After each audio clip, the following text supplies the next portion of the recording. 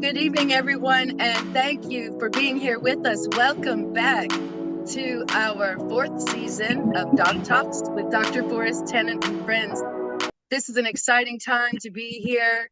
We're so thankful all of you showed up. And before we get started, I want you all to have something in your hands. It's worth about $10 billion. This is Dr. Tennant's newest book, The Ehlers-Danlos Arachnoiditis Connection. It's the very best book he's ever written, in my opinion, my humble opinion. So with that, I will give the mic over to Dr. Tennant. Please do. It's all yours, Doc. Thank you so much. Well, thank you. And a real big thank you, Jamie. If it weren't for you, we wouldn't be here tonight. All of us know that. You started this show. You've now kept it going. Let's face it, we've had some detractors who hasn't liked. I'm not sure whether they. I hope they just don't like me. I'm afraid that they may not like you too. But whoever they don't like or whatever our message is, we're going to keep it going. I know Dr. Ibsen's here, Rhonda's here, my partners, and we have a guiding a light, if you will, and that is we believe that people should live in this world without suffering. Suffering goes along with humanity to a great extent, both mental, physical, and emotional. But physical suffering, we can do something about. And we're going to continue to do that despite any detractors that we may have out there. This absence has made me realize something. First off, I didn't realize how many people we were touching. The outpouring has been amazing. And let me tell you the thing that has struck me the most about our show, who you are, and what we're doing. And that is, being a physician, I'm very well aware that education for physicians who have graduated has almost evaporated in this country. The government bans pharmaceutical companies from putting on education. The hospitals don't do it anymore. In other words, I've heard some of the greatest things I've heard from in the last 2 or 3 weeks have been from physicians, because a lot of you are taking them education that they're happy to get. And if we don't keep this show going, there is none. And I think that's a little sad. And also what's made me realize in spades, and that is, those people who have mild forms of chronic pain are looked after too much. There's too many ads, too much fraud, too many stories, too many deceptions. But who's left out? Practically everybody watching this show, the severe chronic pain patient. You're the ones that have been left out. The doctors who try to treat you are looked down upon for the most part. And that's changing a little bit, thank goodness. So we've seen a lot of things in the last few weeks. And whatever it takes, knowing Jamie and some of you, we're going to keep going regardless. To get started, or restarted, if you will, I've jotted a few notes down on what stimulated me to do this show in the first place. And then I'm going to call on Rhonda Posey and Dr. Ibsen to say a few words about being back, if you will. First off, I wanted to start this show because quietly behind the scenes, in hardcore medical science, among a lot of great researchers, we've learned a lot of things, little things that have added up to where we can at least help most people with severe chronic pain get some relief, some quality of life. In other words, they've been real small little steps, but we're getting somewhere. And we want to continue to build on this. Frankly, this show has been an inspiration to me to keep working. And so I'm grateful for all of that, because I recognize the names out here. And I do want you to know that you've had an impact on me, and all positive, I might add. If it wasn't for you, I'd have quit a long time ago. Anyway, I want to say a half a dozen things about kind of overall advances. We've talked a lot about some of these things in the past shows, But let me just cover a half a dozen things that we've talked a little about before, but where we're going to focus on this show. Now, one thing might surprise you. So we've called severe chronic pain a lot of names over the centuries. They called it persistent pain in the 17th century. They've called it high impact pain. They've called it a lot of things. We've kind of adopted the name intractable pain in recent years in this country.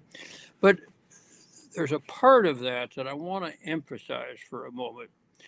It's so simple, I guess we just missed it. And that is, do you have constant 24/7 pain, or do you have pain that comes and goes or is somewhat intermittent? Let me repeat that.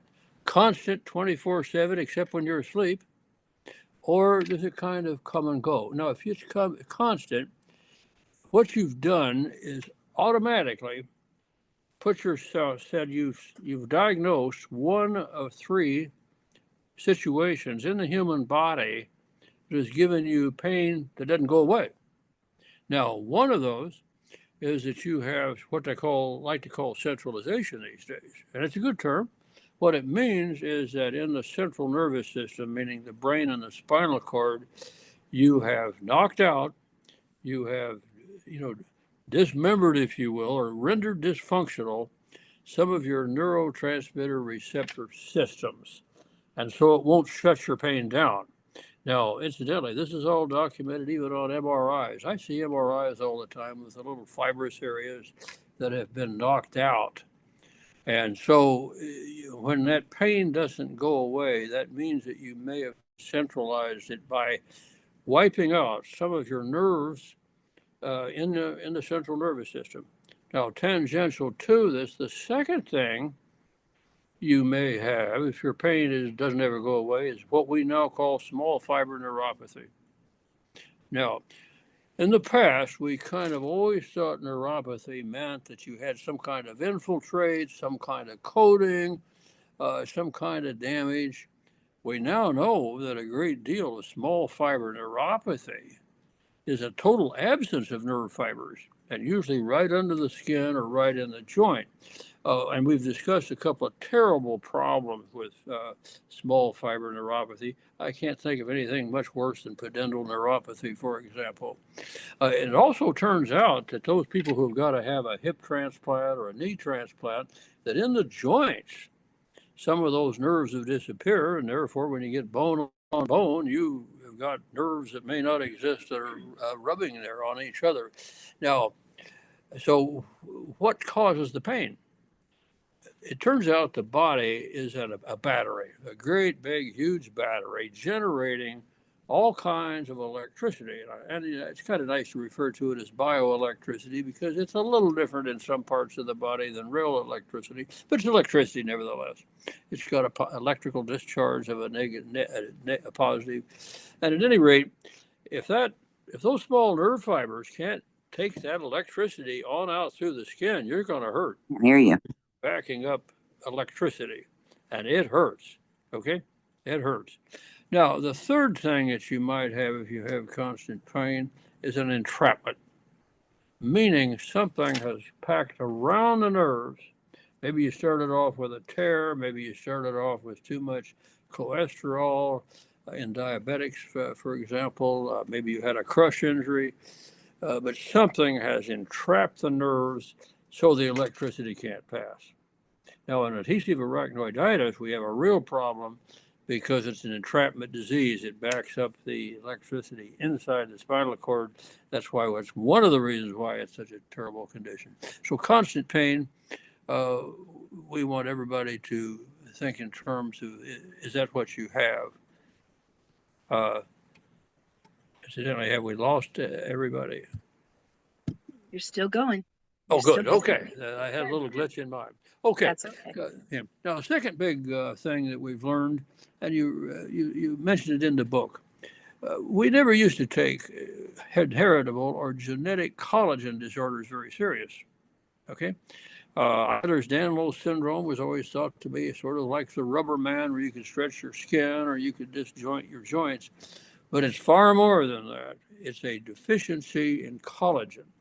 Okay. I'm going to ask Rhonda Posey to say a few words about it because she has really pioneered in what you do about this. At any rate, collagen is a protein made up of a couple of amino acids, and it holds the tissues together. Now, they have liked to call Ehlers-Danlos syndrome and Marfan syndrome and any of the variants, now called hypermobile spectrum disorder, as connective tissue diseases. But I don't like that term. And the reason I don't like that term, the poor connective tissue underneath is poor because it doesn't have any collagen. So the basics is really collagen deficiency that affects the connective tissue disease. So collagen deficiency is something that everybody needs to know. And it turns out that a lot of people are born with a mild collagen deficiency that doesn't even show up in their disease state until they're in their 50s or 60s. So just because you made it to 50 or 60 or 70 doesn't mean you don't have a collagen deficiency that may go back to your date of your birth. And so collagen deficiency is very, very important. And now that we know that, like I say, I've recently upgraded my nutritional recommendations, and we're going to talk a little bit more about the collagen in just a minute. But finding that collagen deficiency, both quantitative or qualitative, is terribly important when it comes to pain, because when those collagen fibers either don't exist or are weakened or not strong enough, whatever, you're going to have viruses invade, bacteria invade, autoimmunity can take a bigger hold. You're going to have some difficulties, and you need to know you've got that collagen deficiency and do something more about it, which I'm going to say a couple more words about peptides in a minute. So, another thing, we've wondered for years about adhesive arachnoiditis. How do you get adhesive arachnoiditis? And people thought that it was the dyes of the old days, the myodols, and that certainly would do it. And then we thought about too many epidurals. Yeah, that'll do it. But then we started seeing people who got electrocuted, people who had accidents. A lot of people with EDS got it. A lot of people who had scoliosis got it. We didn't really quite understand all of this. There didn't seem to be any uniformity. Now, when I talk about adhesive arachnoiditis, and that, of course, is my biggest interest, because when you get to that stage, a lot of bad things have had to happen. You don't just stand around and get adhesive arachnoiditis. You've got to start off with probably an inheritable problem, and you've got to have what we call risk factors. Okay? Now, in the field of pain medicine, the concept of a risk factor is foreign. It's new. What does that mean? It means you've got something that's happened to you or you were born with that puts you at high risk. And frankly, we want a lot of people to know that. For example, every family who's got EDS, I want their children to be in a prevention program so they don't develop AA when they're 50 years of age. Okay? So we know that's a risk factor. You're born with EDS or a collagen deficiency, you got a risk factor. You've had a terrible auto accident, okay? You got rear-ended, you got T-boned, whatever. Let's say you were in a domestic violence problem. You were in the military, you got shot, you got a roadside bomb on your case. Whatever. You got trauma, you have a stroke, you've now got a risk factor for adhesive arachnoiditis, believe it or not. Even though that trauma occurred in your head or on your foot or on your shoulder, you have a risk factor. You got scoliosis, you're born with a genetic problem like ankylosing spondylitis, that's a risk factor. Okay, you caught infectious mononucleosis or you had meningitis when you were a kid, that's a risk factor. So we now are going to be looking at the concept of risk factors, frankly, to keep people. Let me put it right where you'll understand it. So you don't have to watch this show when you get older. Okay. Maybe we can prevent you having to be here. Okay. So if you got to be here, I'm happy about it in one way, but I'm unhappy you're here. I mean, it's not good to be watching my show, quite frankly. All right. So we go on. So what happens to you if you have a risk factor? Well, it looks like you get an intermediate problem. And that's where we now think the Epstein-Barr virus is the main virus, but there's some others.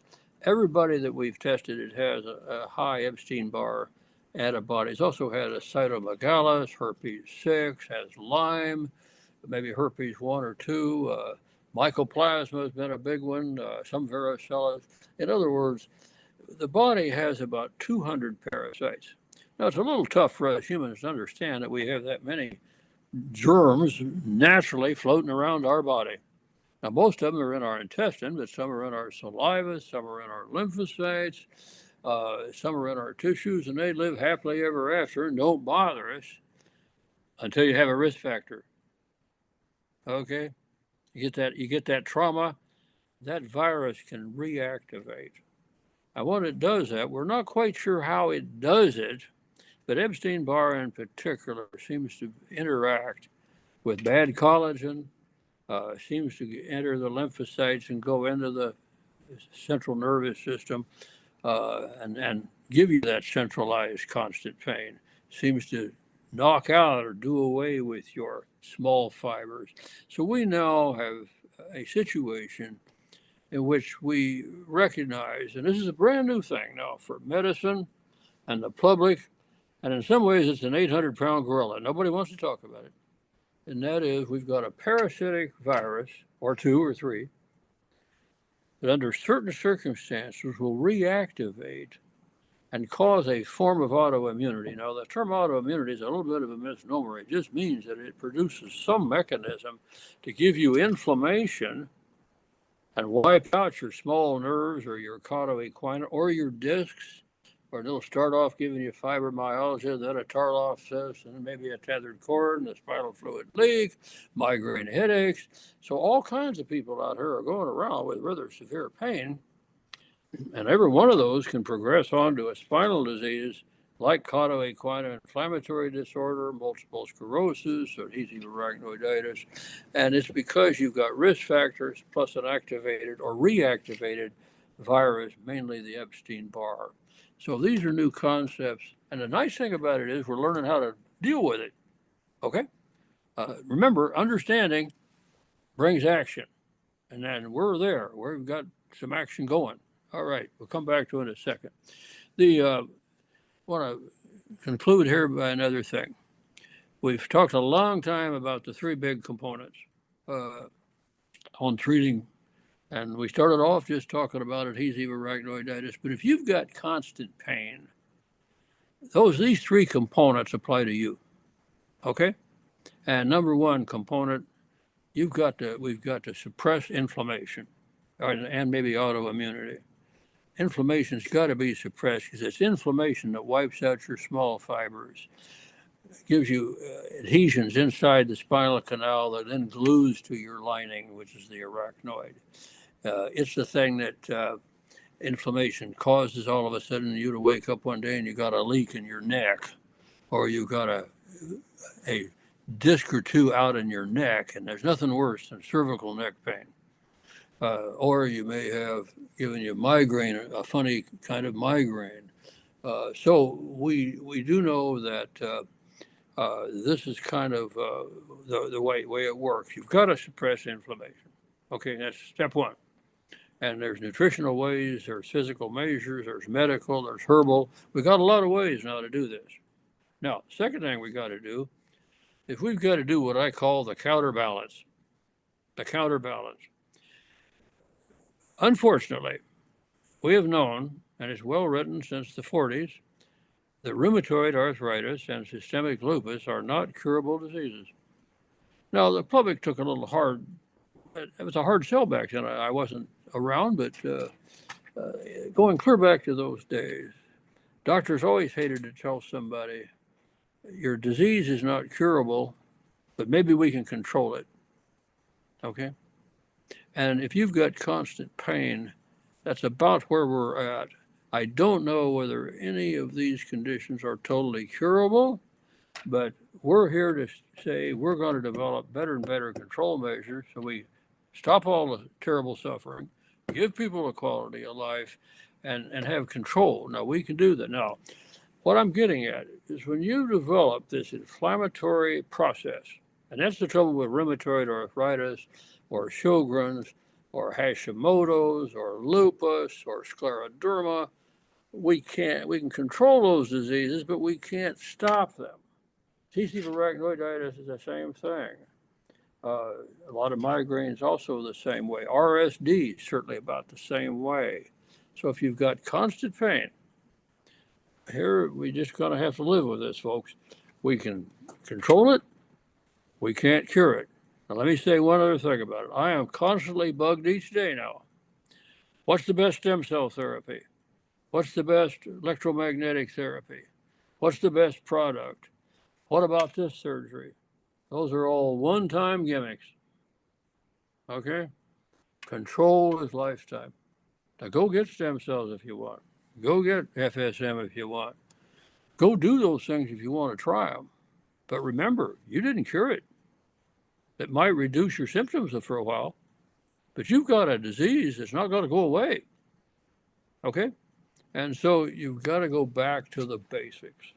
So you're going to hear me harping on everybody I can get my hands on, doctor or patient, and let them know we can control it, get a lifetime, get you a 3-component program. Then you want to try some stem cells, you want to try something fancy, be my guest.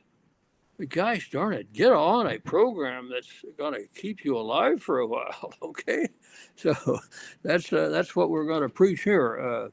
Try all these one-time things. Everybody wants the cure, and they all have a place. But remember, control, not cure, is where we're at this time. Now, when I said the counterbalance, that means, well, we've got maybe viruses and autoimmunity and inflammation tearing your system down. You've got to be rebuilding it, okay? You got to be offense and defense, okay? When that offense is trying to give you inflammation and tear down all your small fibers, you got to be rebuilding them to counterbalance it. Pain medicine is not a counterbalance. That's just to keep you comfortable so you can fight. Okay? Now, what do I mean by regeneration? This is going to be a big part of our show. It has been already, and that's been, I think, our best accomplishment on this show.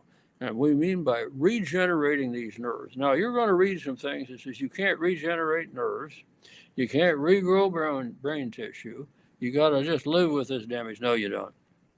We have learned that to some extent we can regrow almost all tissues in the body, maybe not totally, but you can regrow enough. Okay, and this is why here on this very show, I believe we literally, for pain patients, pioneered the whole concept of peptides. All right? And there's about 60 peptides on the market, and 3 of them have emerged, and I hope all of you are at least taking a look at trying some of them. The KPV, the BPC 157, particularly if it's with thymosin beta, and then the ARA 290. Now, those 3 peptides, people are getting a lot of use out of them, okay? And I want everybody watching this show who's got constant pain to be talking to their doctors or nurse practitioner, their chiropractor on getting these peptides to give them a try, okay? Also, hormones. I'm going to talk a lot more about it because one of the things I've had time to do is develop what I think should be in the hormone panel. I've shrunk it down to only 4 hormones you need to be tested for, 3 in some cases. And you're going to need to know what your hormone levels are, and you're going to need to replenish those that are low. And I'm going to talk about which ones there are. Almost all of you need to be probably on one of the hormones. Why? Constant pain drives out certain neurotransmitters and hormones. And so you're going to have to replace them. Now, if you don't, you're going to just get worse and worse and worse, and your pain is going to get worse, worse, and worse. We're doing a study now called How to Stop the Deterioration of AA. And none of those people who are in the study are taking the hormones they should be taking. So we're going to cover some of that as we go along. And lastly, I regret very much, and if I could turn the clock back, for those of you out there who are spending most of your time in bed, you're already in a wheelchair, you're already on 2 or 3 opioids. I wish you weren't in that situation, but we're not going to forget you, okay? Dr. Ibsen I have with me because he is a pro at palliative care and believes in it, and so do I, and what we call maximal medical care. And we're going to try to do what we can, both on the political advocacy, human rights front, as well as on the medical front. So palliative care, we're not throwing out the window. So those of you who are in bed, we still want to see you have some comfort and get some quality out of your life. And so we're going to keep pushing for that. And also, I've recently written some guidelines bringing back the old Brompton cocktail for what we call maximal medical treatment. So yeah, we want palliative care and we want some comfort out there. And if you've already sort of passed the control stage, okay, we haven't forgot you. You're with us. All right. And in some cases, you're going to have some ideas on what you wish you'd have done or could have done or maybe did do to help yourself. And maybe you can pass some of those tips along. Anyway, that's an overview of where we've been and kind of some of the things we're going to do. Dr. Ibsen, are you out there? I don't see your name. I know that you hide out a lot. Now, where do I? Here I am, Dr. Yeah. Tennant. I'm right here. You're a pain doctor. You got to hide out a lot of times. Anyway. Well, I do wear a disguise often. Yeah. I love it. Anyway, would you've had a few weeks now to think about where we've been, what we've done. You and Susan are doing some great stuff. Give us an update on advocacy and on rights, or even clinically, where do you think we're at? Ooh, that's a big one. So I've been doing my own self-care lately in terms of recovering from a GI bleed that I had. I lost half my blood volume. And so I've been preoccupied with patient care and self-care. So my main advocacy lately has been for the individual patients I've been seeing. And I'd like to tell you a brief story about someone who was in our group. And I hadn't heard from her in a while. Her name is Serafina, and she's in Australia. And she found me through this podcast, the previous one. Just a worse story than we encounter in America. There's nothing I can do for her to advocate for her other than recommending she talk to the United Nations Human Rights Council. But similar thing, CRPS, and my conversation with her made me realize that we may be. I've been complaining that we've taken a first world or the best pain management system in the world and disassembled it in America. And I think I was wrong. I think other countries are further ahead in terms of going back to the dark ages. So what we're doing here is not being done elsewhere. And hopefully those of us who are, and I'm one of them, who's complaining about access and we're working on the getting the supply chain back so that people can actually get their prescriptions filled, and battling that and doing prior authorizations, and we just have an uphill battle. But I can tell you, having talked to this lady in Australia for about 70 minutes the other day, she's in a world of hurt and way worse off than we are. So I guess it's a matter of perspective. When you run into someone who's, I couldn't think it could be worse than what's going on in America these days, but this one patient is, she's definitely fallen through the cracks. And I think part of our obligation in terms of Hippocratic approaches and doing no harm is to get the right therapy for the right patient at the right time. I've just taken on a couple of patients who used to see you, Dr. Tennant, and it's remarkable that they're alive. They went without pain management for several years, and it's kind of a Lazarus moment for some patients when they go from bed to being able to garden, and that's the kind of thing we're looking for. you have to be able to get your pain relieved in order to engage in the other two aspects of this of the three-legged stool of managing these illnesses, including tissue regeneration and control of inflammation. So that's my summary. Susan has been really busy communicating in the political realm. She's not available today to talk about that. She had a cataract out today. We're going to be traveling. I'm going to go down there to help her with her other cataract surgery, and then we're going to be traveling in August, and then we'll be back to the political stuff in September. Can you give us a quick rundown on, I know that a lot of people are trying to remedy this problem that you had with the opioid injunction, which ended up limiting people's supplies. Are we making any headway on that front? Sadly, no. David Smith is a gentleman who's working on a project called the Pain Lawsuit. That can be found on Facebook. And he's basically working on coming up with something to ask for injunctive relief. I've been in conversation, and so has Susan, with Dr. Jeff Singer from the Cato Institute. And he was planning on a September podcast or meeting, with everything, and the Cato Institute is in Washington, D.C. And he just said, just got to wait till after the election. So sometime in November, December, he's going to organize a confab, and we're going to hopefully publicize this more. Pat Irving and Monty Goddard, who you know, Monty wrote a great couple articles about this called the two-headed monster with the DEA and the opioid settlement injunction.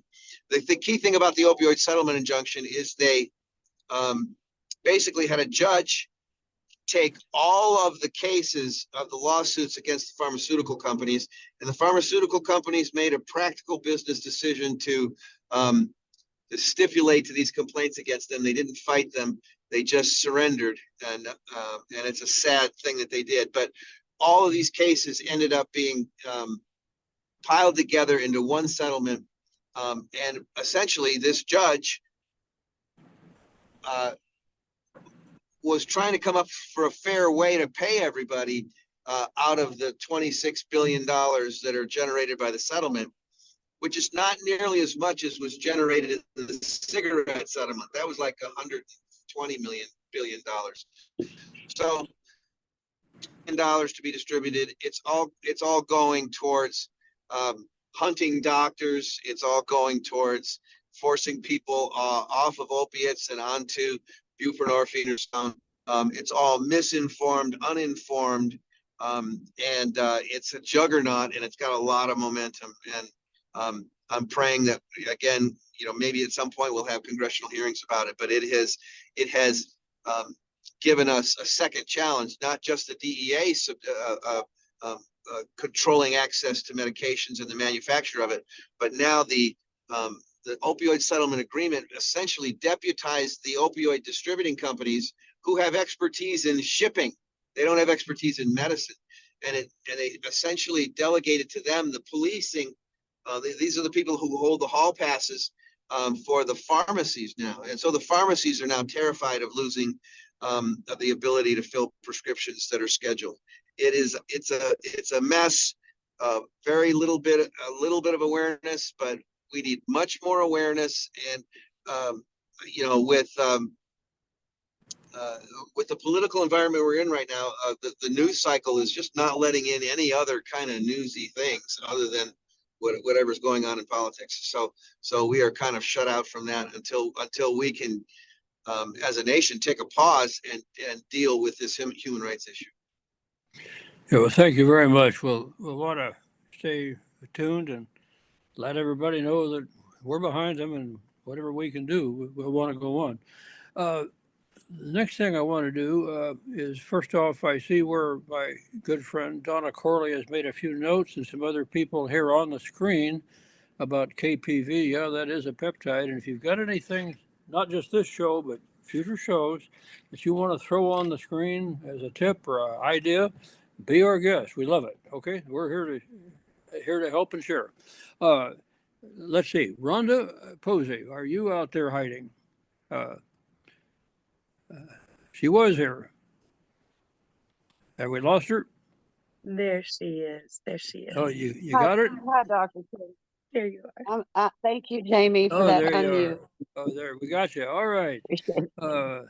That's great. Rhonda, you were one of the first people to come on the show and talk about collagen, and you've talked about it a lot. And you've had a journey of your own, which is, to me, somewhat miraculous.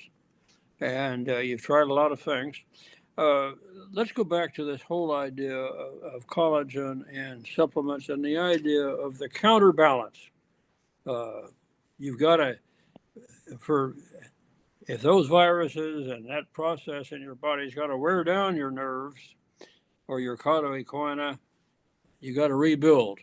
So we're really talking rebuilding. What's your thoughts about collagen since you started talking about it? What it does? What do you recommend? Let's give the folks a good tip on it. Thank you, Dr. Tennant, and hello to everyone. It's really nice to see everyone. Jamie, Dr. Ibsen. Um, Collagen. I cannot say it enough good about collagen for what it has done for me personally in a relatively short period of time. And then not only for myself, but um, from what other people are reporting back to me, that now that they're taking collagen, they say it's just, some people have said night and day. That those are my words, and some have agreed with that. Some have said that it's just a very important part of their daily treatment plan now, which I agree. As far as this counterbalance goes with the treatable, arachnoiditis is not curable. It is treatable.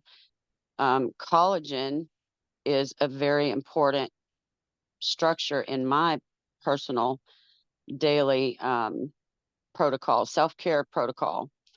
And it is a commitment to every single day. You have to do these things for yourself. And it does take time to load up all your supplements in a bowl, drink your collagen or mix it in your coffee, however, whatever collagen product you're taking. It is a commitment, but it is so worth it to do every single day. It takes 5 minutes, 10 minutes, whatever.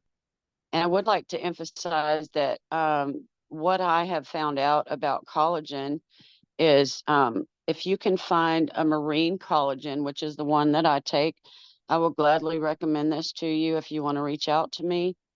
If you want to go searching for one, search for a marine collagen. Marine collagen is most similar to the human body's collagen. It is upwards of 1.5 times more bioavailable to our system. And it's a type 1 collagen, which is the most predominant source of collagen for connective tissue, cartilage, bones, tendons, and skin, which is the largest organ. So not only are you going to feel an inward difference of, say, joint pain relief, which that was the first thing I experienced, and it was pretty impressive. Just a light bulb moment when I realized that joints weren't hurting anymore. But the more I kept with it, it decreased the AA pain as well, like the way your hips hurt, especially like in the mornings. My hips don't hurt as badly in the mornings getting up. My mornings are easier going. It's just a lot better. But not only will you get that inward benefit, you're also going to get the benefits of seeing your skin look healthier and your hair growing like crazy, your nails growing like crazy. Stuff you were to us, that's a icing on the cake, right? I mean, we're signing up for the inward stuff, but you're also going to see the outward stuff too. So I highly encourage everyone. Also, an important thing to remember when you take collagen is vitamin C is a very important cofactor in taking collagen. It's a must. It is think of it as like the mortar that holds the bricks together. That is going to help that vitamin C synthesize in your body and help it be more bioavailable to yourself. So, don't take collagen without vitamin C. Yeah, thank you very much, Rhonda.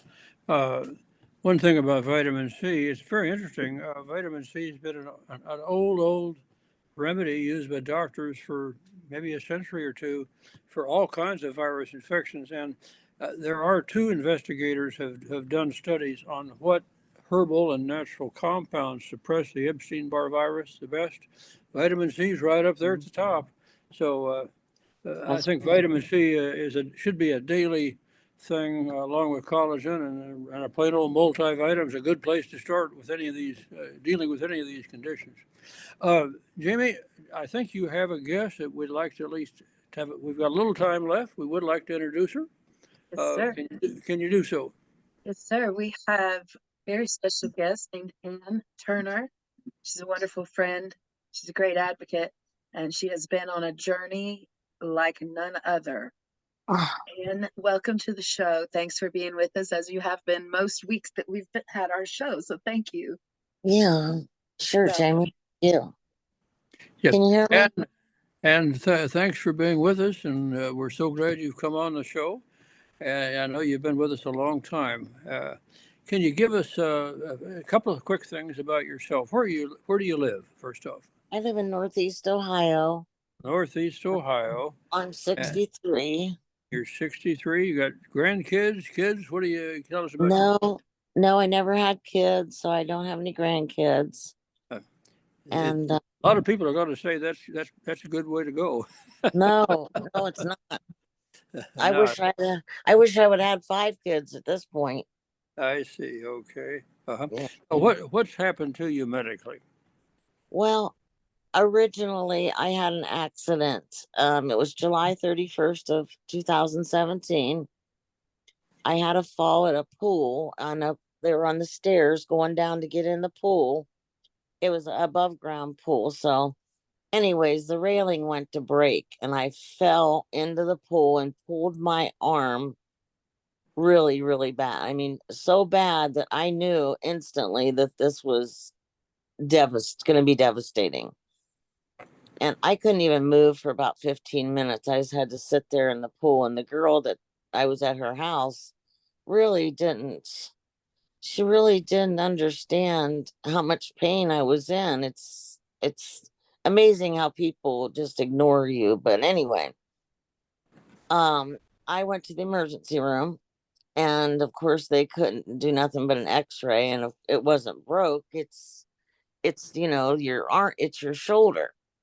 Well, I had already been on disability for my right shoulder since 2013. So therefore, I was working at a deficit anyway, having a really bad right shoulder. And everything's a long story, so I don't want to go into it. But I used to depend on my left arm because my right one was, not too great. So after I had this fall, I finally I went to my doctor then, and after everything I went through with the doctors and I needed an MRI. Well, they wouldn't let me have one until I went to physical therapy. And I'm like, I have my arm practically hanging off my body. I mean, I ripped the rotator cuff and the bicep muscle off the bone. And they made me go to rehab. And that was, 4.5 months till I could get an MRI. And that showed what happened with the a complete tear of my rotator cuff and the bicep muscle. Well, I had surgery. I had my first surgery in January of 18, and that was to try to repair it. And I kept telling them over and over, something's not right. It's not right. I'm in 24/7 pain. And nobody would listen to me. And I had been on Percodans for years for my right shoulder. I'm not opiate naive. And when they gave me pain medicine after the surgery, they gave me some kind of long acting, and I was still taking the Percodan that I'd always been taking since 2009. And I kept telling them this medicine's not working. And well, that's all they'd give me. And I just couldn't understand it. Well, here I come to find out about the 2016 guidelines. I knew nothing about all this. I had no idea this was going on in the country with pain medicine. And that was the middle of 2018. That's when I started reading and researching and finding out what was going on. And so from there, I had another surgery in December of 2018, and they did a TSR. Well, it's complete total shoulder replacement in my left shoulder. And of course, again, I'm in constant pain, excruciating pain, 24/7. And again, nobody would listen to me. Nobody would give me any higher pain medicine, nothing.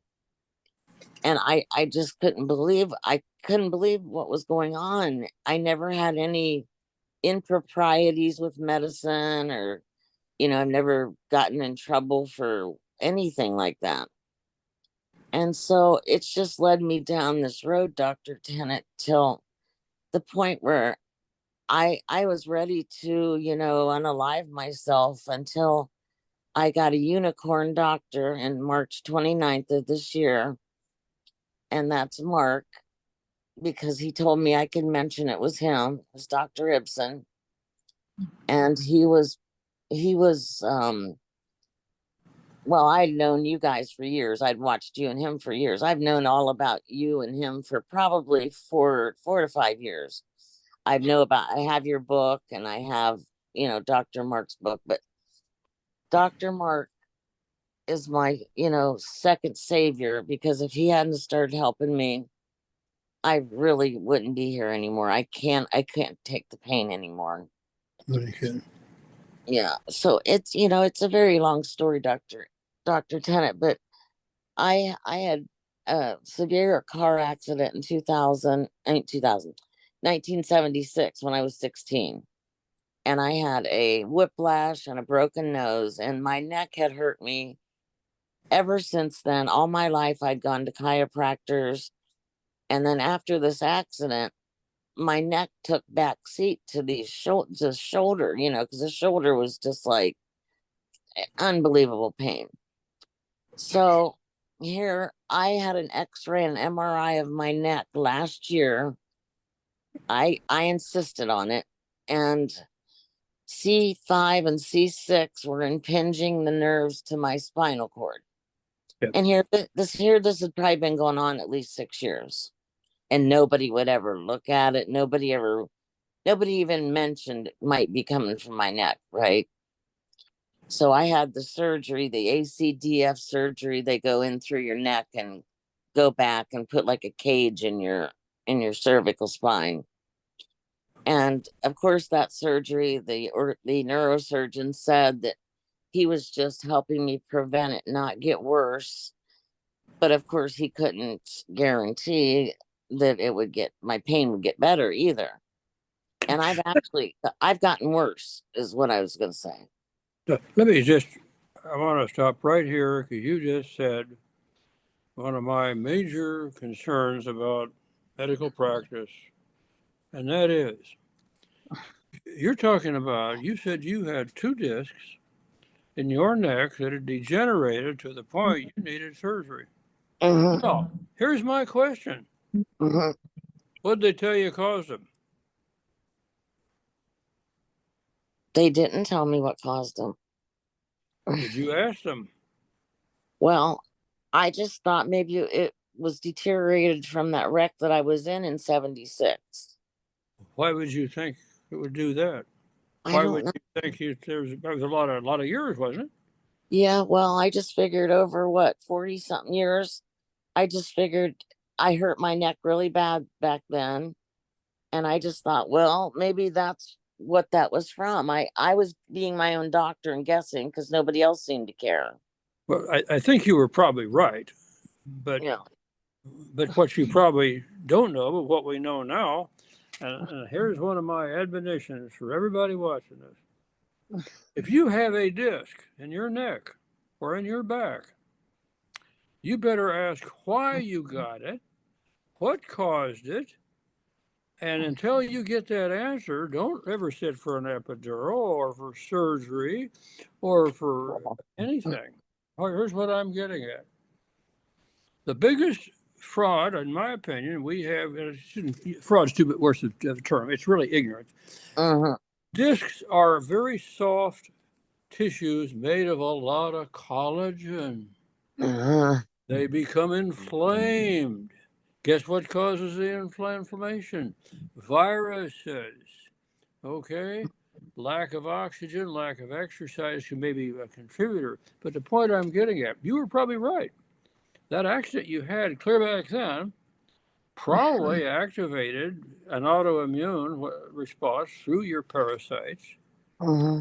You end up in trouble 20 years later. So people are going to need to start rethinking what severe trauma does mean. Okay? In other words, if you have severe trauma when you're 15 years of age, look out. Yeah. Everybody knows you might pay a penalty when you're 40, but why? And we have in America today hundreds, thousands of people have discs that have degenerated, and they're not forcing their doctors to tell them why. Start forcing your doctors to tell you why your disc has degenerated. Yeah. Force your doctors to tell you why you have spinal stenosis. Force your doctors to tell you why you have cauda-equina inflammation. This idea that, oh yeah, you've got 2 discs in your lumbar and 1 in your cervical, so let's throw a few epidurals in there, maybe some PRPs. You see what I'm getting at? This has got to go. Yeah. Okay. Well, I So never anyway, had. I wanted to. I'm not being critical of anybody because I don't think they knew. But going forward, I want you and everybody else, don't take this that your disc is just the way it is and we need an operation. Don't take that anymore. Yeah. Okay. Yeah. I never had any epidurals or anything like that. I've had injections of steroids and that stuff, but I've learned about the epidurals luckily before, this surgery happened, that I would never have those. Mm-hmm. Yeah. Yeah. Yeah. Well, again, I want to make it. It's your body, it's your life. You not only have a right, but you have a responsibility to have your doctors tell you why you have something, not what it is, Yeah. and recommend treatment. Why did you get it? Okay? Because the studies on what causes disc to degenerate are very clear. You've heard me on this program talk about cytokines and interleukins and viruses, and these things are well documented in the literature. But in my opinion, everybody wants to avoid the issue of talking about why your discs have gone bad. Yeah. So now it's not like I can go back and ask him now. Could I go to the neurosurgeon and ask him? I would. Okay. Tell him you were on this show and the doctor on the show was raising holy Ned about you not knowing why your discs. Yeah. This way they can shut this show down. Anyway. Yeah. No, Yeah. this is a national problem. Discs are a huge problem, and the public has just sort of taken it as this is life. No, it's not life. It's a disease. Disc degeneration represents some problem, a severe problem that's gone on with your immune system, your hormones, your metabolism system. Discs don't just degenerate. There's a reason why they degenerate. And you have an obligation to know why. And don't accept any treatments until you get a full explanation, your blood tests, your MRIs, to know why your discs have degenerated. So I should go back to him and find Yeah. out. I want to know why. Yeah. Find out why. Now, Thank you. you bet. And it's not too late because I hate to tell you this. If you don't, maybe you're going to get more. Yeah. Yeah. Okay. Yeah. In my opinion, there's certain blood tests you ought to have at this point, and certain things you probably ought to be doing at this time, based on new information that we have. Yeah. Well, Okay. I've watched you a lot, so I probably need the hormone level checked and all that. you know. Absolutely. In other words, you've still got a little life left. You're still reasonably young. Okay. We might get you to 80 yet. Oh no, I think so. So, okay. All right. Well, thank you so much. Your story is instructive. Very It's much. a long, long story, but I just said, we only had a little time, but Yeah. no big Mark, deal. you know this young lady. Do you want to, or Rhonda, you want to ask her any questions? I've been on her case long enough. Okay. Well, Well, Jamie, all I want to say is that it takes a lot of courage to deal with a chronic debilitating illness. Pain is an Mhm. effing terrorist, and Yeah, it can wear away our souls. And yeah, and I want you to right. make it to 8. I want you to make it to 80 because I want you to be able to create a life that's worth living between now and then. Not a life that you're Yeah. surviving, but a life that you can actually say, I'm so glad I'm still here. And that's my commitment. Yes. That's all I got. Thanks, Dr. Ibsen. Well, Rhonda, you want to ask her a I question? she doesn't know me, Dr. Tennant. Jamie knows me, but I don't really know any of the other ladies. Sure. I would just have a question for you, Anne, is what do you think that your biggest, and this is personal, and of course you don't have to answer, and we can cut this out, but I know only a percentage of what you've survived, and that percentage is mind blowing. I would like for you to share, if you will, what is your number one source of how do you get through all of this is what I'm trying to ask you, especially all the years that before you had care. How did you get through? Was it sheer willpower? Was it faith? What was it? How did you get through? I just have a very strong will to live, Mm. and I am a Christian, and I believe in God, and I believe we're all here for a reason. And my reason was always rescuing animals and helping animals, and I've not been able to do that for 7 years now. And I've just always loved doing that. And it's a sheer will to live. I love life. I love life. I mean, who doesn't love life unless you have a terrible life? But I guess that's it. It's just we're only given a precious little time on this earth. It's like a firework that goes up and goes out. And I just wanted to live it. Well, I was given this life for a reason, and to fight for my life. I guess that's my reason right now. Beautiful. That's beautiful, Anne, and that helps all of Yeah. us too, yes. as well. It helps others. Yeah, Thank you. and with losing my mom over all this, Jamie has really done it in for me. I couldn't be her caregiver, and my mom died needlessly because I had to put her in that care center. And if I'd have been my normal self or with some kind of pain management, she would have lived longer living with me. But that's a whole nother story. And, it's just, we all have very long stories. Yes. But that's all. That's all. Thank you for sharing what you Thank you have all. shared.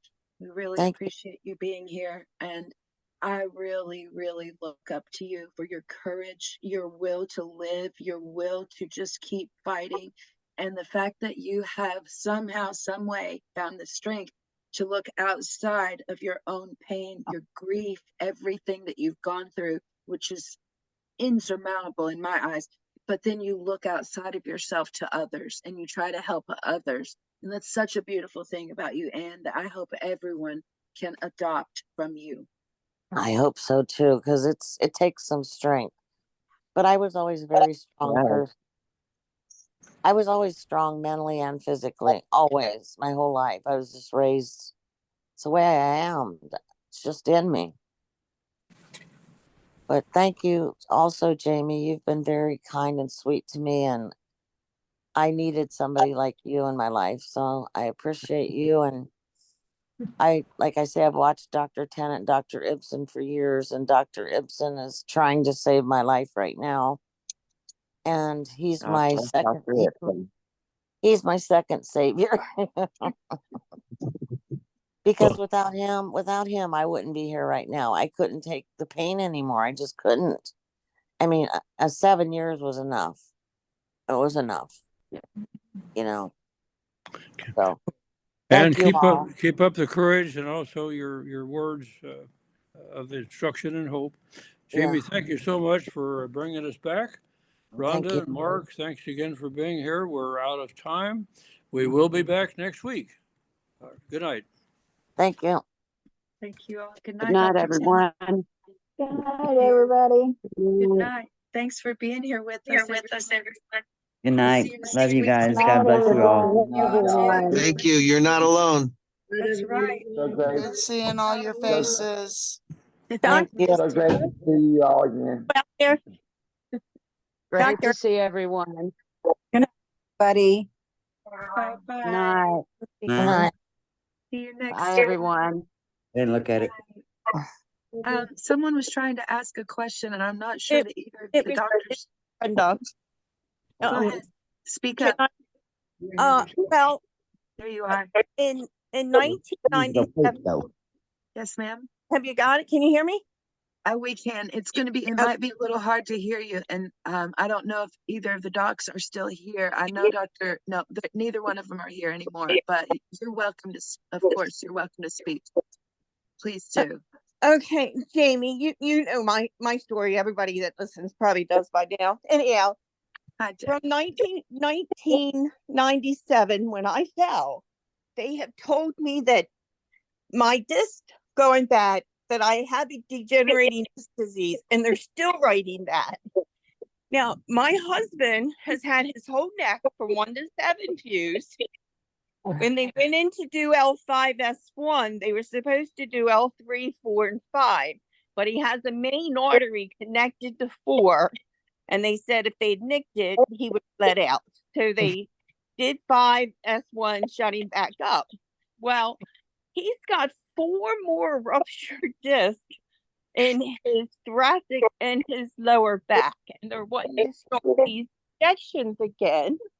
And I'm petrified. He can barely go from over to the living room, and I'm laid up. So they're telling him the same thing. You have a degenerating disc disease. There's got to be another way to get to the truth of where or why our discs are all going bad. And especially so young. I was 42. Right.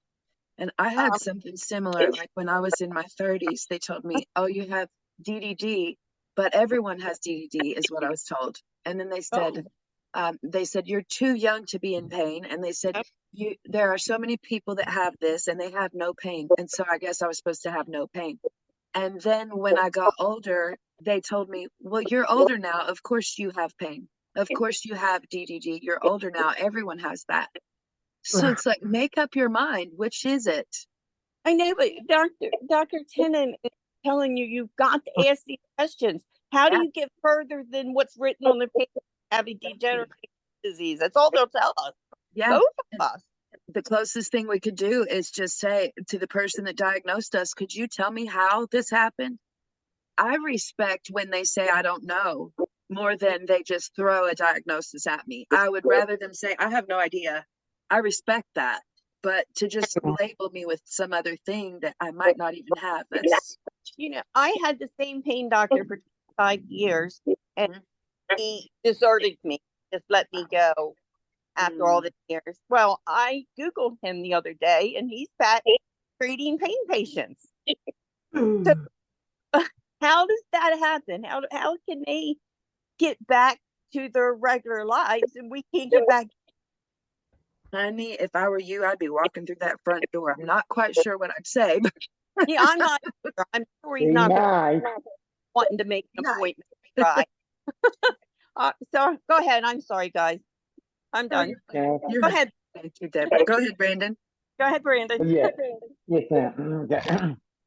I was talking the other night with a friend of mine, and we're trying our best to get in palliative care, hospice care.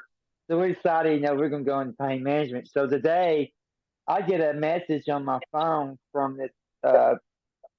It's dealing with neuropathy pain, tingling and burning in your toes and feet. And I thought, would you like me to make your appointment? And I thought for a second, and it's like, you know what?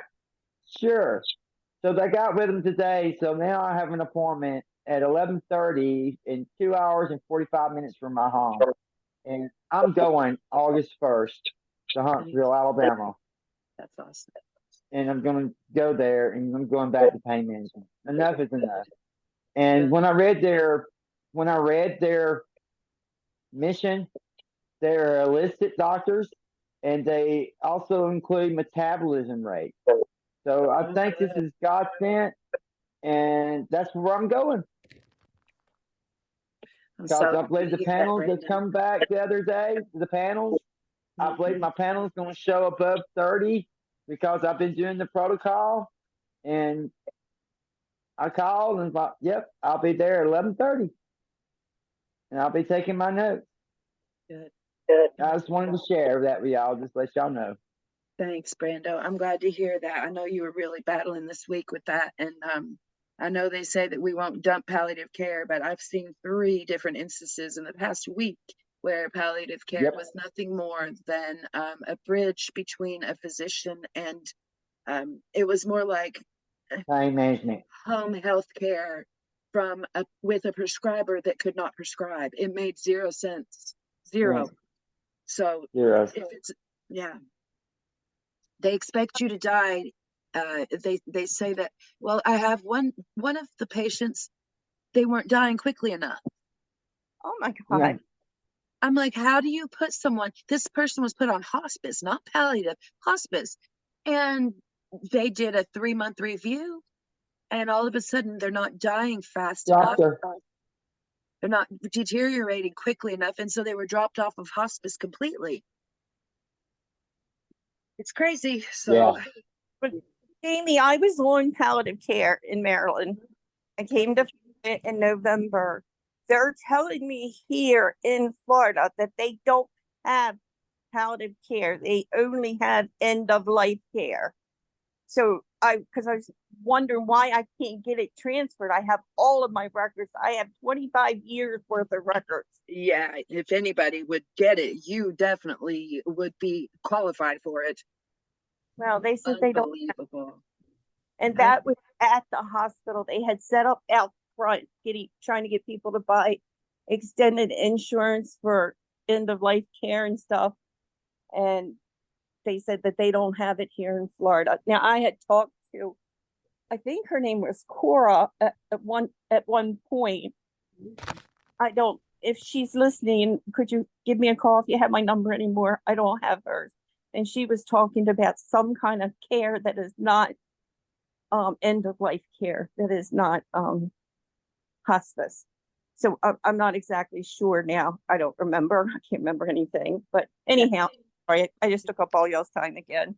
No, And you totally didn't. No, you didn't. Save You my. are, it's I your heard time as in my well. state, in Alabama, Dennis. that hospice care has changed. That you no longer have to show that you're 6 months, you're going to die. Right. You just have to show. Yeah, but then when we got on the phone and discussed, you have to have this and this and this, and you're not even guaranteed you're going to get your pain care. Yeah, like they can treat a person and say, oh, well, we can take you in with palliative care, and that will be for nourishment because the person may have lost 15 pounds in 3 months. But that they'll just put you on the protein pump. They're not gonna, that doesn't mean that they're gonna put a person on pain medicine. So it's just, to me, now maybe Dr. Tennant and Dr. Ibsen have a totally different view of this because maybe they know something or see something that I don't. But just, I'm only speaking from my own personal experience. So there may be a whole world of palliative care out there that's excellent. I just happen to not be a person that's found that yet. Me neither. Me neither. Okay. So I also am looking forward to this MME thing to go out the window because that's been a huge barrier as well.